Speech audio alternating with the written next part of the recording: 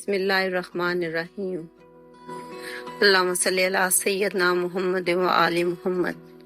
Dear friends, आज मैं आपके लिए मीट बॉल्स कोफ्ता की रेसिपी लेके आई हूँ। आप मेरी रेसिपी को आखिर तक फॉलो करें ताकि आप भी परफेक्ट कोफ्ता बना सकें। आप मेरा चैनल सब्सक्राइब करें और बेल आइकन पर क्लिक करें। कमेंट्स में अपनी राय का इजहार जरूर करें। ये रेसिपी अपने फ्रेंड्स और फैमिली में जरूर शेयर करें। चलें अब हम मीट बॉल्स कोफ्ता की तैयारी करते हैं। सबसे पहले कोफ्ता बनाने के लिए हमें बेसन 1 हीप टेबल स्पून चाहिए होगा। इसके साथ खसखस 1 tablespoon, chilli powder 1 tablespoon, कुछ धनिया 1 टेबल स्पून, नमक 1 टीस्पून और सफ़ेद जीरा 1 टेबल स्पून और गरम मसाला 1 टीस्पून। यहाँ अब कोफ्ते बनाने के लिए मैंने 1 किलो कीमा लिया है। कोफ्ते बनाने के लिए हरे मसाले में हमें 1.5 स्लाइस ब्रेड का चाहिए होगा और ये आधा गठिया हरा धनिया है, 1 दरमियान साइज का प्याज है, 8 से 10 जवे लहसुन के हैं, 5 से 6 अदद हरी मिर्चें हैं और 1 इंच के 4 टुकड़े अदरक के हैं। कोफ्ते बनाने के लिए मैंने बेसन को भूनना है तो 1 हीप टेबल स्पून मैंने बेसन लिया है और इसको मैं अब हल्की आंच पे भूनूंगी। इसको हल्की आंच पे भूनना है ताकि बेसन जले ना।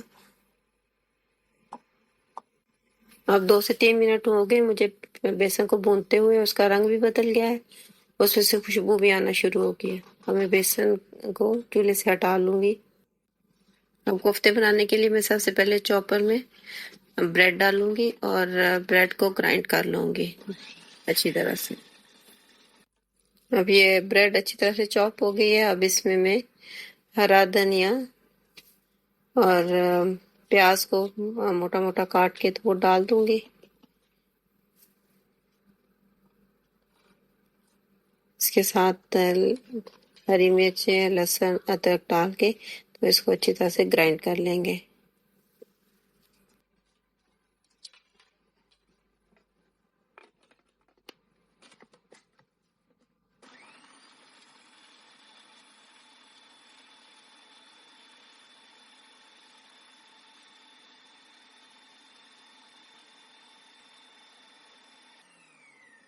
यहाँ पे अब ये हरा मसाला ग्राइंड हो गया है तो अब इसमें मैं भुना हुआ बेसन डालूंगी। भुना बेसन के साथ फिर मैंने इसमें सॉल्ट ऐड कर दिया है, इस पे जायका, गरम मसाला 1 टीस्पून, लाल मिर्च 1 टेबल स्पून, सफ़ेद जीरा 1 टेबल स्पून। अब इसमें मैंने 1 टेबल स्पून खसखस डाल दी है। खसखस कोफ्तों का मेन इंग्रेडिएंट है। अगर आपके पास खसखस नहीं है तो इसी क्वांटिटी में आप पिसे हुए बादाम भी डाल सकते हैं। अब हम सब मसाले डाल के अब इनको हम ग्राइंड करेंगे। अब ये मसाला अच्छा सा ग्राइंड हो गया है और तमाम मसाले यकजान हो गए हैं। अब हम इसमें कीमा डालेंगे। अब कीमा इसमें डाल दिया। कीमा जो है वो इसमें बिल्कुल पानी नहीं होना चाहिए, बिल्कुल ड्राई होना चाहिए। अगर कीमे में पानी होगा तो कोफ्ते जो है पकाते हुए टूट जाएंगे। मेरे पास मेरा बाउल बड़ा है इसलिए मैं इसको इसमें आ जाएगा। अगर आप ना हो तो आप इसको 2 हिस्सों में करके इसको ग्राइंड कर सकते हैं।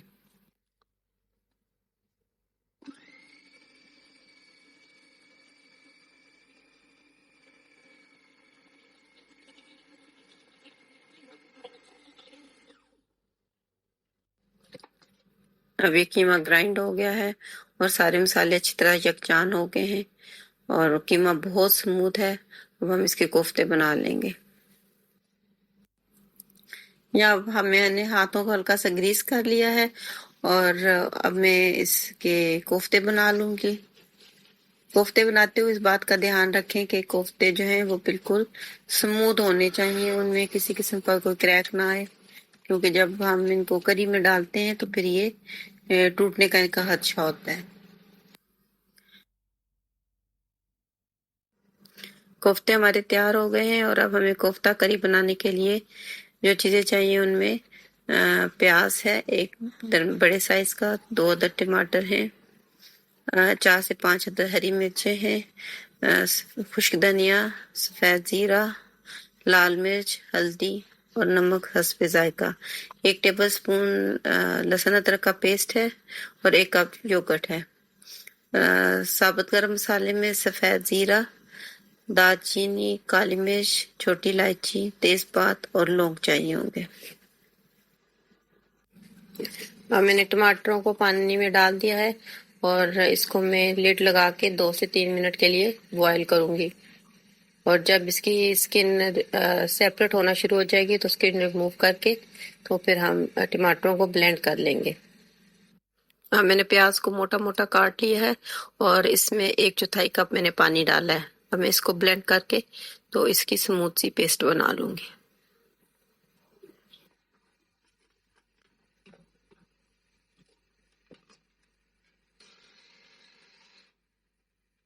अब कोफ्ता करी बनाने के लिए मैंने 1/2 कप ऑयल लिया है और इसमें जितने भी साबुत गरम मसाला है वो मैं डाल दूंगी और इसको मैं 2 से 3 मिनट तक पकाऊंगी। अभी मसाले को भूनते हुए मुझे 2 से 3 मिनट हो गए। अब जो मैंने प्याज की पेस्ट बनाई थी वो मैं इसमें डाल दूंगी और फिर इसको प्याज को फ्राई करूंगी। प्याज को मैं दरमियानी आंच पे फ्राई करूंगी और ऐसा ऐसा प्याज का कलर चेंज होना शुरू हो गया है और प्याज का कलर गोल्डन ब्राउन हो गया है। प्याज का हमें ये कलर ही चाहिए। प्याज को ब्राउन करने में मुझे 7 से 8 मिनट लगे। अब मैं इसमें 1 टेबल स्पून लहसुन अदरक का पेस्ट डाल के उसको फ्राई करूंगी।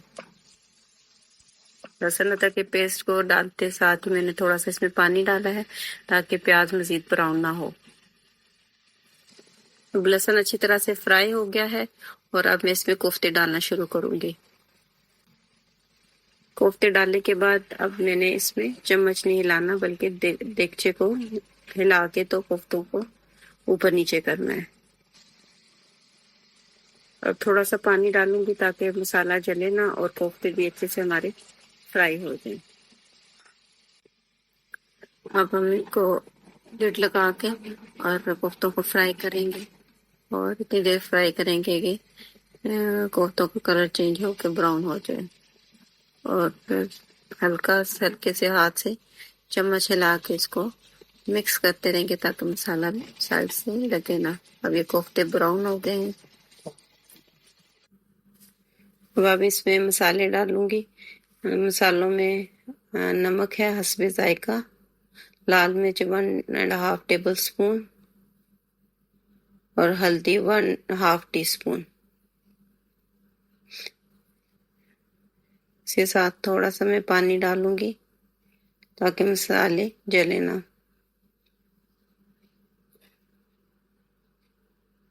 अब इसको लिड लगा के तो मैं अच्छी तरह से मसालों को मिक्स कर लूंगी और 4 से 5 मिनट तक अब हम इनको कोफ्तों को मसालों के साथ पकाएंगे। मैंने 2 से 3 मिनट तक कोफ्तों को भून लिया है। अब ये टमाटरों का छिलका अलग करके और मैंने हरी मिर्चें डाल के टमाटरों की प्यूरी बना ली थी, तो अब ये प्यूरी जो है वो मैं मसाले के साथ शामिल कर दूंगी। अब इसको अच्छी तरह से मिक्स कर लेंगे और इसको इतनी देर पकाएंगे कि जब तक टमाटरों का पानी खुश्क हो जाए। अब मैं इसमें खुश्क धनिया डालूंगी 1.5 टेबल स्पून और साथ ही 1 टेबल स्पून सफ़ेद ज़ीरा डाल दूंगी। उन दोनों चीज़ों को अच्छी तरह मिक्स कर लेंगे। मसाले को अच्छी तरह से मिक्स करके इसको मैं 2 से 3 मिनट तक के लिए लिड लगा दूंगी ताकि मसाला अच्छी तरह मिक्स हो जाए। मसाला मिक्स हो गया है अब मैं 1 कप मैंने दही लिया है और इसको मैंने अच्छी तरह से फेंट लिया है। दही में इसमें डालूंगी और उसके साथ साथ मुसलसल चमचा हिलाऊंगी ताकि दही अच्छी तरह से मसाले में मिक्स हो जाए।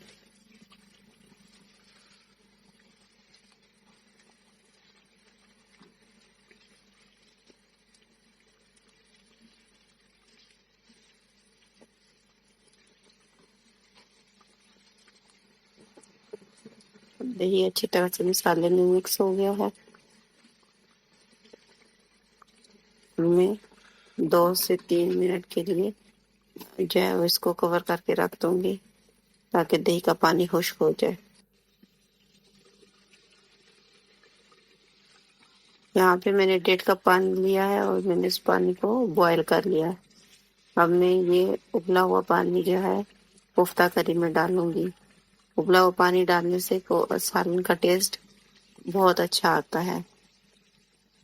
मैंने यहाँ पानी 1.5 कप लिया है। अगर आप कप ग्रेवी रखना चाहते हैं तो आप उस हिसाब से पानी कम भी दे सकते हैं।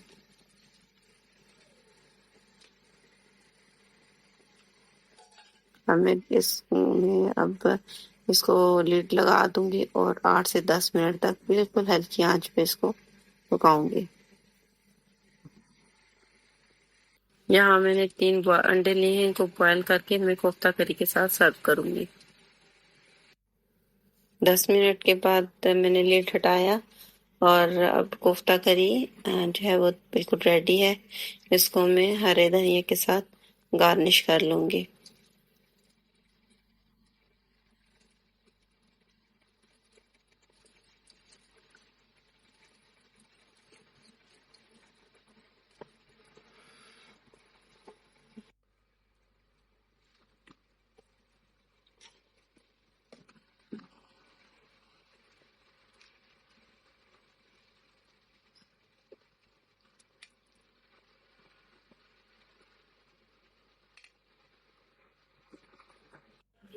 अंडे कोफ्ता करी को अब मैं सैलेड और चपाती के साथ सर्व करूंगी।